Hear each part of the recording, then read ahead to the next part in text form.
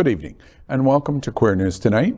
This is the world's first and only LGBTQ+ daily evening television news. We're broadcasting live, and then we're available on demand. And we're available on all smart televisions, including Roku, Apple Television, Android TV, Amazon Fire TV, YouTube, and Facebook. It's time to queer up the news.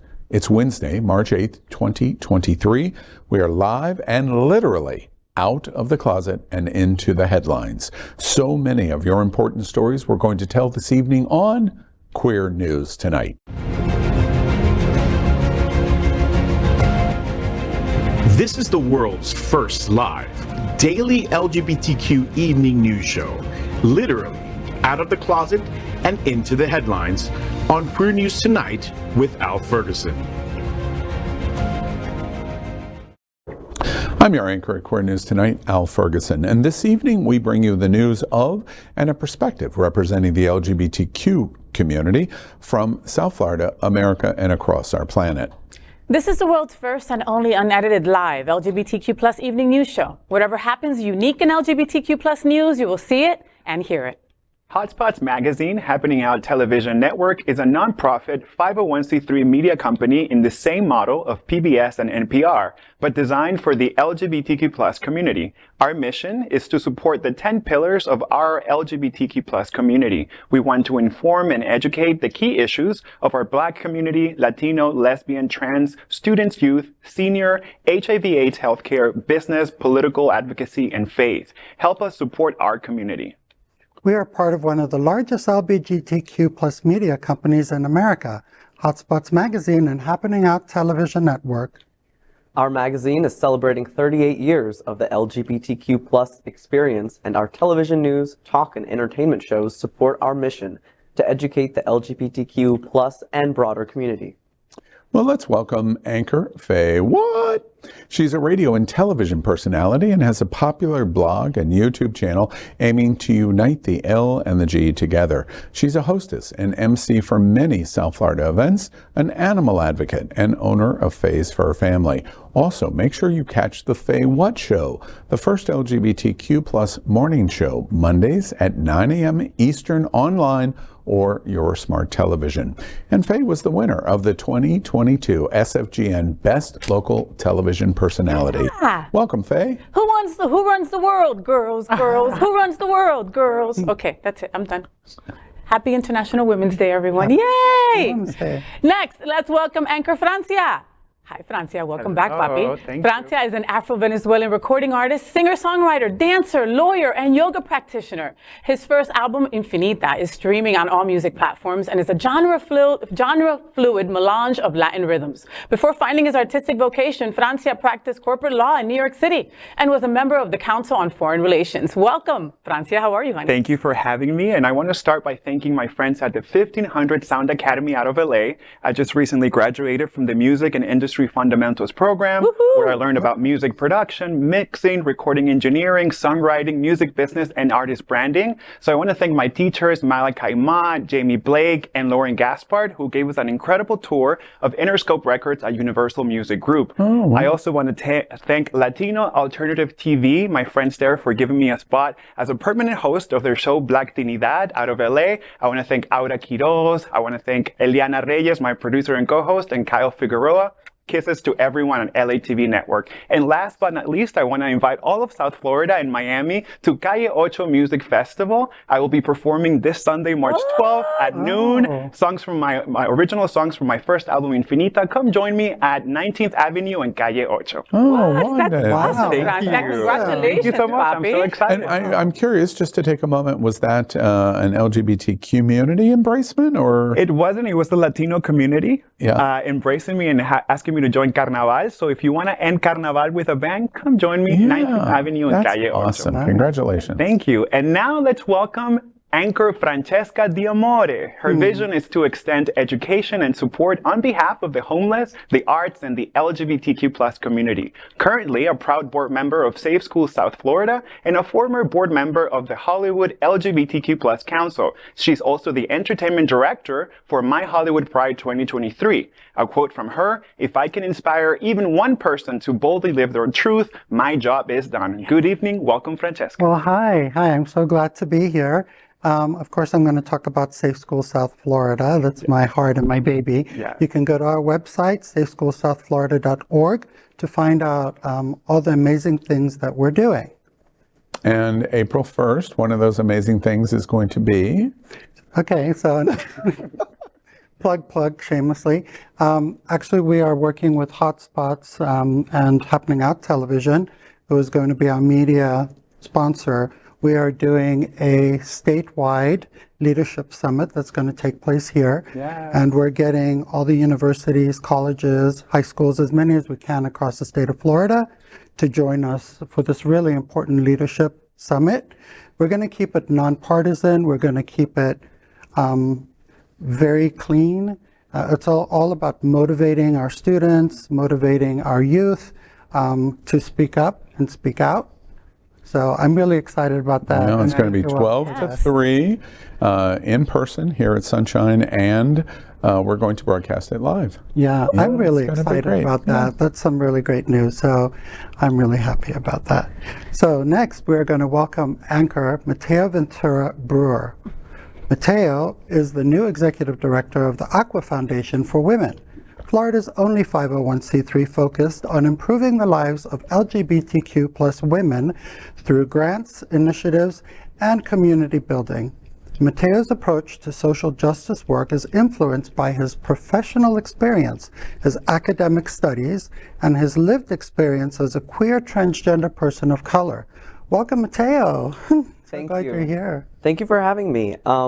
I want to mention two things. If anyone's been to the beach lately, you'll know that it's overrun with spring breakers. So if you want to party at the beach without fighting off any spring breakers, come join Aqua Foundation and the AIDS Healthcare Foundation on March 18th, just 10 days away, for Florida AIDS Walk, a day of music, community, and fundraising for a good cause. Also, similar to your leadership convention is on April 2nd, Aqua and the University of Miami are co-hosting a LGBTQ-specific Emerging Leaders Conference. So again, that's going to be at the University of Miami. It's going to be from 11 a.m. to 4 p.m. on Sunday, April 2nd. Hope to see you all there. Well, Mateo, I have to jump in for you in terms of the AIDS Walk. Very important. People contribute to the Aqua Foundation program this month leading up to the AIDS Walk. AHF matches dollar for dollar for Aqua. Yep. So these days, in terms of contribution support for Aqua Foundation for Women is really critical, isn't it? Yes, and the really great thing about that is it actually continues till the end of April. Yeah. So you can continue to donate, continue to take part, and we hope to see you there on the beach. Yeah. Hey, Flow Riders performing. Yeah. Flow Riders And perform. DJ Citizen Jane, one of our board members for Safe School, will be spinning. Yes. And actually, Safe Schools is also a beneficiary. So we're really honored and excited. Doesn't Scott always dress up in some weird outfit for AIDS Walk? He always dresses up in some weird, he's sweaty. He comes over to give me, oh, no, buddy. No hugs here. We're It's excited 100 to degrees see. and it's 9 in the morning. I'm no. sorry, Scott Galvin. Who are we talking about? I don't really know who that is. Respected Councilman Galvin. Oh, the city commissioner. Oh, that's right. Yeah. He's the oldest elected official in Florida. He was voted in the Not the 1840s. oldest, the longest running. Oh, longest. I always get all of those facts Served the wrong. longest time. I'm sorry. I got your back, Scott. We are the reporters for Queer News Tonight, and this evening we begin with the queer headlines. The LGBTQ plus community in South Florida and across America is diverse. Our community across the world is vast, and here are the bullet points of the queer news for today, Wednesday, March 8th, 2023. Today is International Women's Day. Why you had to go interrupt him on that one? How freaking convenient is that, huh, white man? Can we rewind it? Mateo, finish your last line again. Yes, Papa, tell us one more time. I'm sorry I stepped on your line. Today is Wednesday, March 8th, and it is also International Women's Day. Gracias. And we're celebrating, and how appropriate coming from Mateo and Aqua Foundation for Women. All right, first, let's queer up South Florida and Florida. A Florida bill would make bloggers who write about governor register with the state. A proposed law in Florida would force bloggers who write about Governor Ron DeSantis and other elected officials to register with a state office and file monthly reports or face fines of $25 per day. The bill was filed by the Florida Senate by Senator Jason Broder, a Republican. If enacted, the proposed law would likely be challenged in court on grounds that it violates the First Amendment protections of the freedom of speech and the press. Defending his bill, Broder said, quote, "Paid bloggers are lobbyists who write instead of talk. They both are professional electioneers. If lobbyists have to register and report, why shouldn't paid bloggers?" End quote. The bill text defines bloggers as people who write for websites or web pages that are frequently updated with opinions, commentary, or business content. Websites run by newspapers or similar publications are excluded from the definition. The proposed registration requirements apply to bloggers who receive payment in exchange for writing about elected state officials, including the governor, the lieutenant governor, and cabinet officers, or any member of the legislature. Bloggers who write about a member of the legislature would have to register with the State Office of Legislative Services, while bloggers who write about the governor or other members of the executive branch would have to register with the Commission on Ethics. I very much imagine legislation like this was introduced in Berlin in 1939. It doesn't have a chance in the world to survive a Supreme Court challenge, even with the court makeup that we have. It's impossible to imagine this could survive. I'm very happy to say that Queer News Tonight apparently would be exempted from this new law. But I also think that there is a very thin line of what they're trying to suggest, that a blogger is a paid person for their words. Reporters are paid for their work. Exactly. There is absolutely no difference. Equal protection. There's all kinds of very difficult problems here. The bottom line to the issue that we're watching is this is an authoritarian, dare I say, even a fascist attempt to intimidate people to not speak against them. 100%. That's in a nutshell what we're watching. The one thing that I warn, I'm sure all of you are going to weigh in here, but the one thing that I warn is if there was even a chance of this passing, one day these days will pass. And there will be some Democrat in office that will be controlling the voice of all of those conservative wacko bloggers for the GOP and Newsmax and the friends of. This is really a terrible idea for American democracy. Jason Broder is kissing some serious DeSantis ass. Like, serious, okay? Like, remove your mouth from his ass, sir, okay? Let's start there, all right? Or something else. Oh, well, yeah, he might like that. I mean, okay, but here's my question for you, Al. So, okay, I was thinking you write for our website all the time, and you're saying that it doesn't include you. Would that affect our fellow anchor John Hayden, who writes for so many publications online as well? Theoretically, the line that they're trying to draw, and Broward is trying to draw this line to say, wait, we're not after the press, we're after bloggers. The line is so thin, it is so amorphous, it's leaking like a sieve. He's not going to get away with it. But just like we're trying to have Don't Say Gay, they didn't call it that, but Don't Say Gay only for kindergarten through third grade, they're trying to provide a beachhead distinction is what he's doing here. Very poorly. It won't succeed. What thereafter is those people. Francia creates a blog. Exactly. And Francia starts to talk, and he talks about the music industry and what DeSantis may be doing that affects Florida adversely, homophobia, and he starts to discuss it. And then the state says, wait, you're talking about us, so therefore you must register. Why should I have to register? Because we want to keep track of you now. 100%. Yes. This is 1953, and I'm Senator Joe McCarthy. Wow. I want to keep track of Francia. That's what's going on. It reeks of repression and censorship, and what I'm concerned about is what exactly happens with these lists. You know, what? There it is. You said it, Frecuencia Francia. Once my name is on this list, what would happen with me, and how would I be tracked? Yeah. Forgive me to interrupt you, but what happens with these lists is they put a Star of David on my chest or a pink triangle on my arm. That's what they do with this list.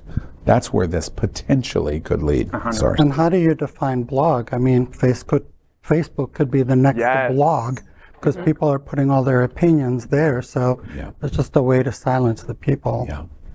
We won't be silenced. We won't. And at the end of the day, one last thought before we move to Francia. The desire to tempt here is not to be successful. There's no desire to be successful. This is it is so in the extreme, it can't be successful. That's not what the goal is. The goal is like everything else. It's like DeSantis and Disney and Reedy Creek. We're threatening you. Surrender to us. Be fearful of what we're going to do to you. We'll tie you up in legal embracement, and we'll bankrupt you. We'll harm you. We will go after your reputation. And so therefore, you stop. That's what the goal here is. Intimidation. That's 100%. And likely going to be successful.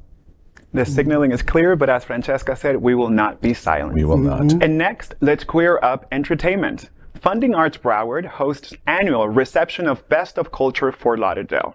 Funding Arts Broward, FAB, celebrating its 20th anniversary of preserving and cultivating the arts, will host its annual meeting and reception on Tuesday, March 14th at Dune by Laurent Tourondel.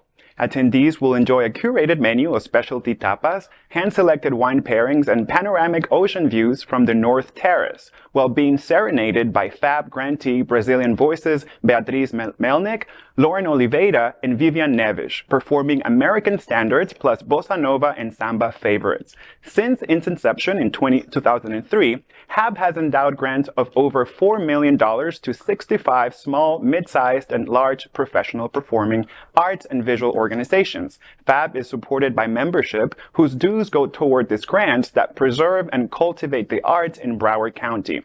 FAB is also supported by its corporate partners BBX Capital, New River Fine Arts, Northern Trust, PNC Bank, Western Jewelers, Palant Insurance Agency, Casa D'Angelo, Tim Singer Realty and Twig, and Trade and Tribunal. Ed Hashek, president of FAB, informed that they have reached the halfway mark of $1.5 million raised for Be the Spark campaign. The campaign was launched last year with a lead gift of $750,000 from FAB founder Francie Bishop Good and David Horvitz, and had a total of more than $1.1 million pledged in advance of the public's campaign announcement.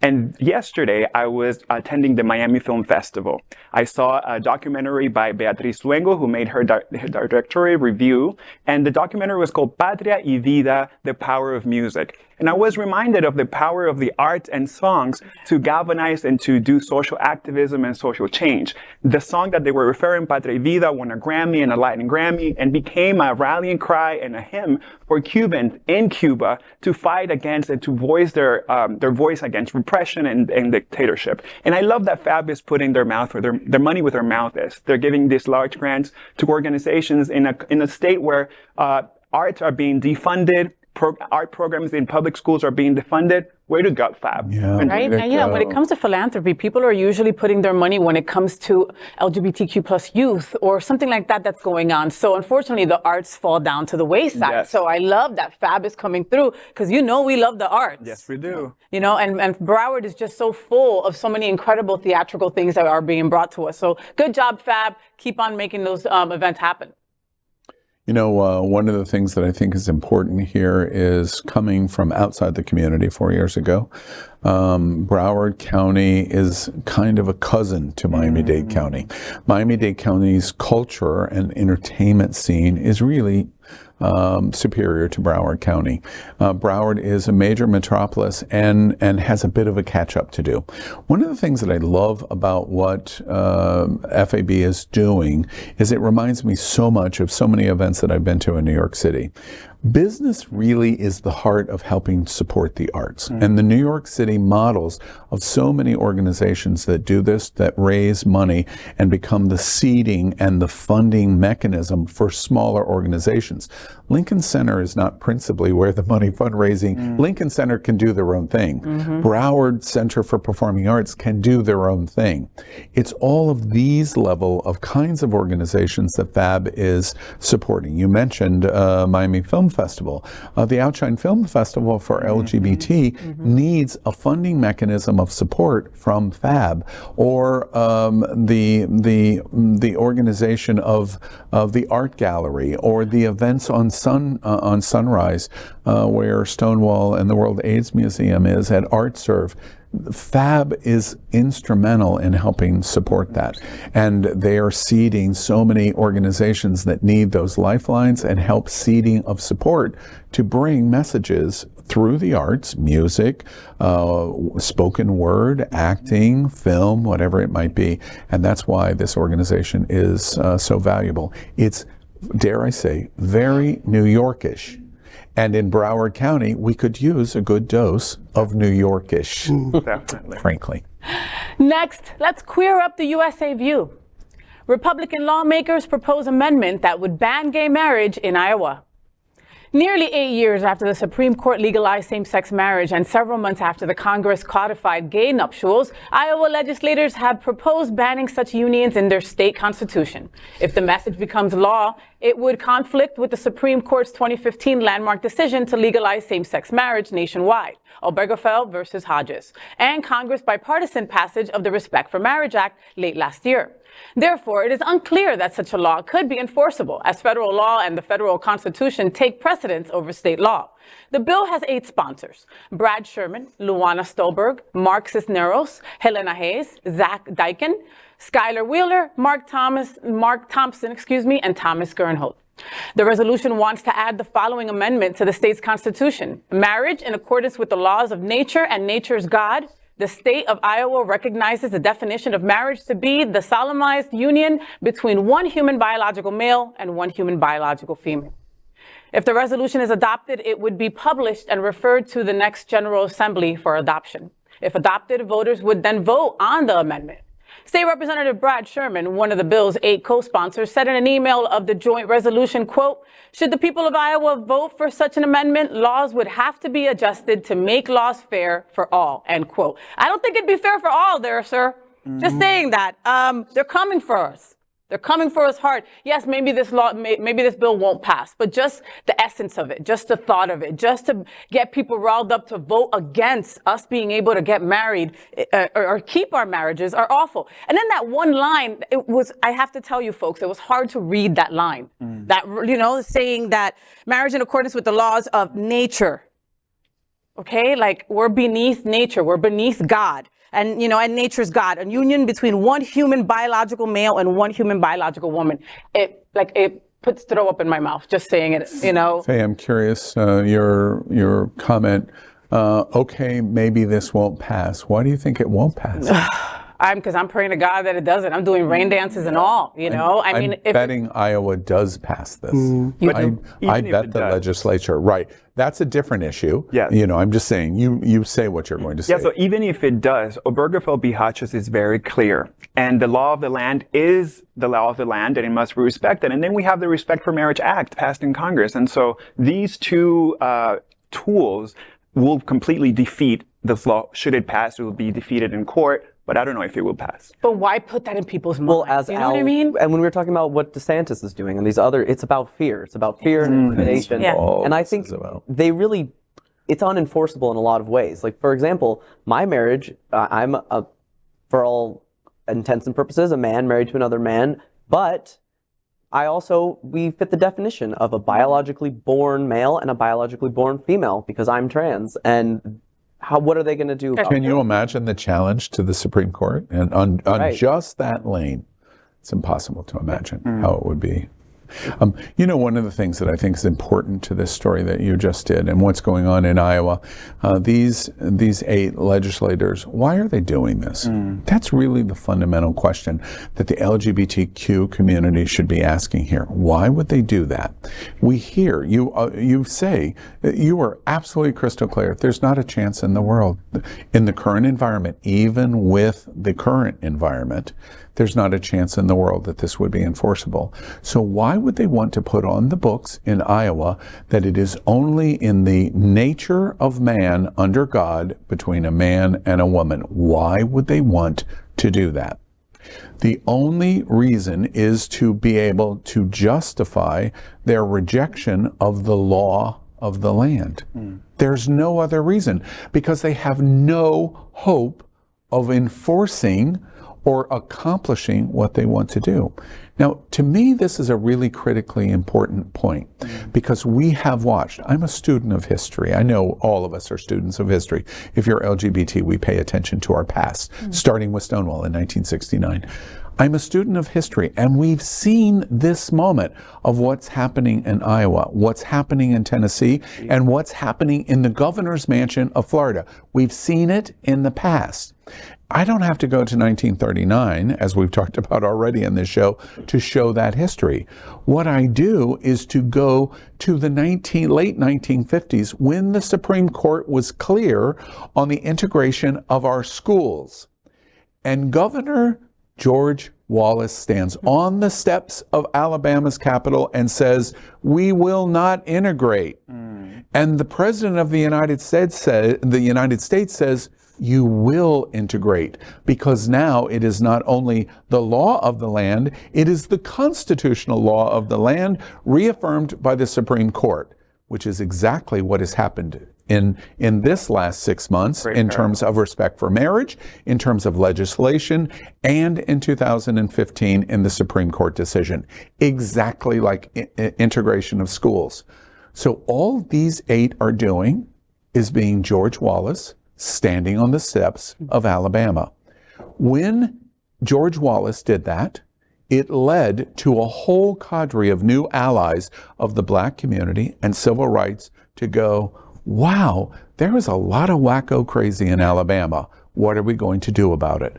And over the next 8 years of George Wallace standing on those steps, it led to the 1964 Civil Rights Act. That's what you're doing in Iowa. You're propelling the absolute codification of gay rights in America. Thank you.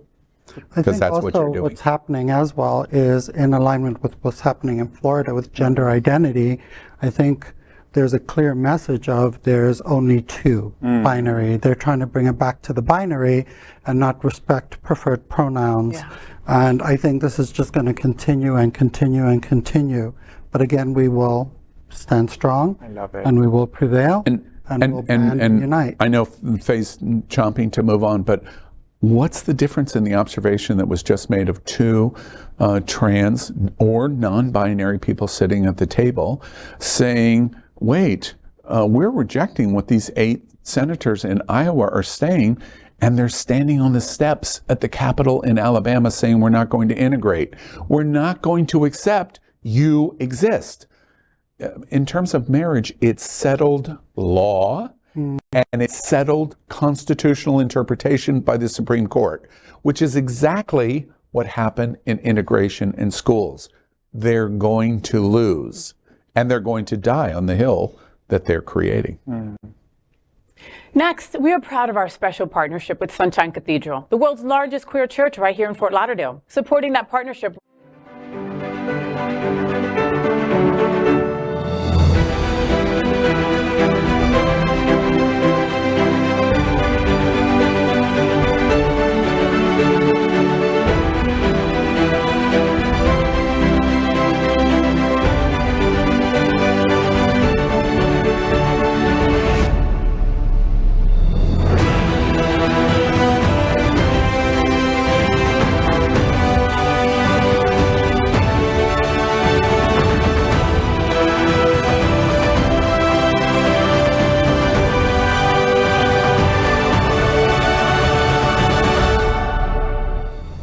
I'm Evan Almanzar, and I'm with Sunsurf Youth Leadership Council, and Sunshine Cathedral is my queer church.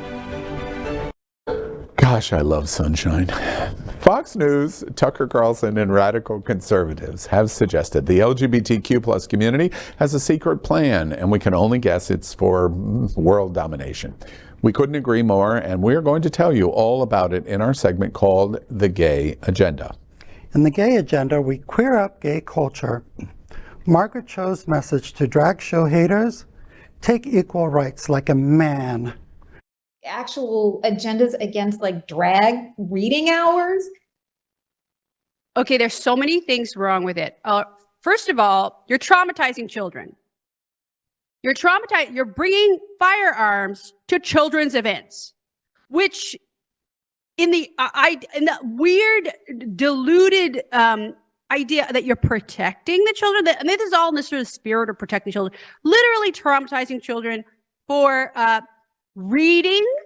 So you would rather us not have education? We should not have literature. You know, the banning, it goes with the banning of books. It goes with this idea that somehow drag queens are in any way harmful to children. You know, if we want to look at what's harmful to children, let's look at the Catholic Church. Let's look at these institutions that have protected predators for centuries. So it's pretty clear who the predators are. It's not drag queens. It's not trans people. Yet we're doing so much to fight this hypocrisy and this bizarre delusion that we're not actually able to change what's wrong. God, I love her.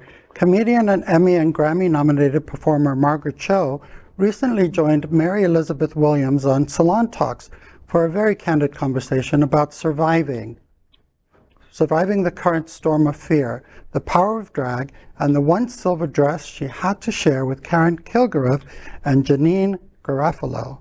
She said, quote, "I let my guard down so much over the last 50 years of being a progressive, assuming that things were going to be fair.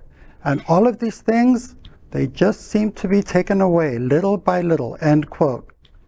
While talking about the anti-LGBTQ plus attacks, laws, and increasing hate against racism, Cho says that if you're going to be a man, take it like a man. Take equal rights like a man. God, I love Margaret Cho. In The Gay Agenda, we queer up gay culture. Stormy Daniels overcame the worst years of her life with help from queer fans, Daddies, and Himbos.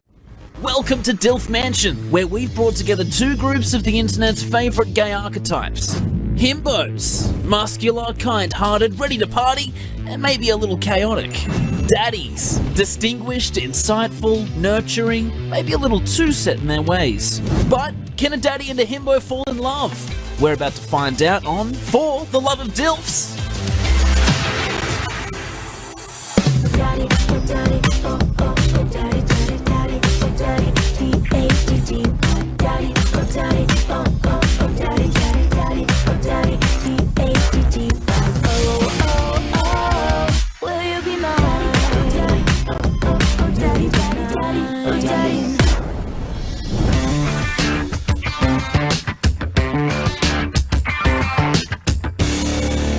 I'm your host, Stormy Daniels, and I was brought here by Dr. Dilf, a mysterious gay relationship expert, to help these singles find the man of their dreams. Which I know sounds kind of weird, but hey, the check cleared, and I love a good check, so here I am. The legendary adult film star Stormy Daniels has dealt with more than her fair share of scrutiny since 2018, when it emerged that Donald Trump had paid her $130,000 in hush money over an affair she claims they had in 2006. After the story broke, things went from bad to worse for her. Stormy tells Pink News, quote, "There was a point where it was just flat out overwhelming. I couldn't go anywhere," end quote. But to reduce Stormy Daniels to her interaction with Trump would be a mistake. She's a veteran in the adult entertainment business, a talented director, a witty stand-up comedian, and an impassioned advocate. And now, after living through the worst 5 years, Stormy is bouncing back. She is giving back to her gay fandom with For the Love of DILFs, the new reality dating show that sees daddies and himbos thrown together to find love and win a cash prize. In the gay agenda, we queer up travel. Here's all the excitement to expect at Tidal Wave's host hotel, Tuscany Suites. Tidal Wave has announced their plans to celebrate the 15th anniversary of the Inclusive Party for the LGBTQ+ community. The event will take place June 1st through the 5th, 2023 at the Tuscany Suites and Casino in fabulous Las Vegas, Nevada. Located just minutes away from all of the excitement of the glittering Las Vegas Strip, this all-inclusive suite has set to provide you with a fun-filled weekend with your closest friends. If you want to book a room at the host hotel, you will need to get hands on a weekend party pass and a minimum 4-night stay booking. The Tuscany Suites and Casino is the winner of 28 Best of Las Vegas awards, including being the 2022 Gold winner. Next in the gay agenda, we queer up gay culture. Wilton Manors residents to don heels and pride flags in March to support drag queens. On March 26th, Flag Up is hosting an action-filled "These Heels Were Made for Fighting" walking protest to address Florida HB 1011 and other anti-LGBTQ+ legislation in the state. Participants are encouraged to dress in heels or full-on drag or drape themselves in pride flags. The idea is to fight while looking fabulous. The purpose of this event is to not just to draw attention, but also to take action. This will be a 1-mile walk of pride. The walk begins at the Pride Center and finishes at Justin Flippin Park with its pride flags flying high. Action stops will be deployed throughout the walk, where the participants make calls to members of the legislature and their major donors, send emails, as well as shoot, sign, and send photo postcards. After, participants might consider driving up to Palm Beach Pride or participating in Sunday Fun Day on Wilton Drive. That is today's news for the LGBTQ+ community on the world's first and only daily LGBTQ+ evening news show. If our community is important to you, share this news with your friends and family. Are you, like most of America, part of our very large television audience watching this live LGBTQ+ news broadcast right now on Roku, Apple TV, Android TV, and Amazon Fire TV? Queer News Tonight is the only live LGBTQ+ digital television show in the world that is out of the closet and into the headlines. We need your support. If our community is to grow, we must tell our stories and bring them to the attention of the broader world. This is the only place in the world that tells these types of LGBTQ+ stories in motion and sound. That is the passion of Hotspots Magazine, Happening Out Television Network, and Queer News Tonight. I'm your anchor, Al Ferguson, and on behalf of these LGBTQ+ reporters, the anchors of Queer News Tonight, including Fay What, Francia, Franchesca D'Amore, and Mateo Bruer. We will see you daily at 8 p.m. And to our LGBTQ+ world, we wish you good night. Good night.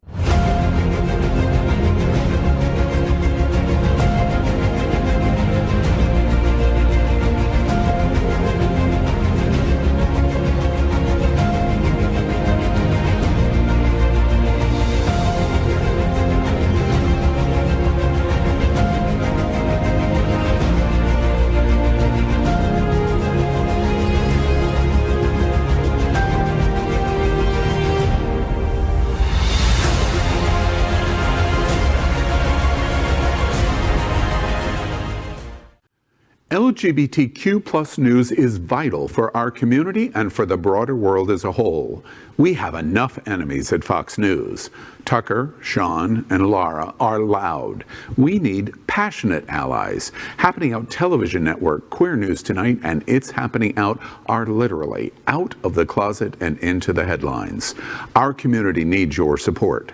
Like this broadcast and subscribe now to ensure the growth of the entire LGBTQ+ community.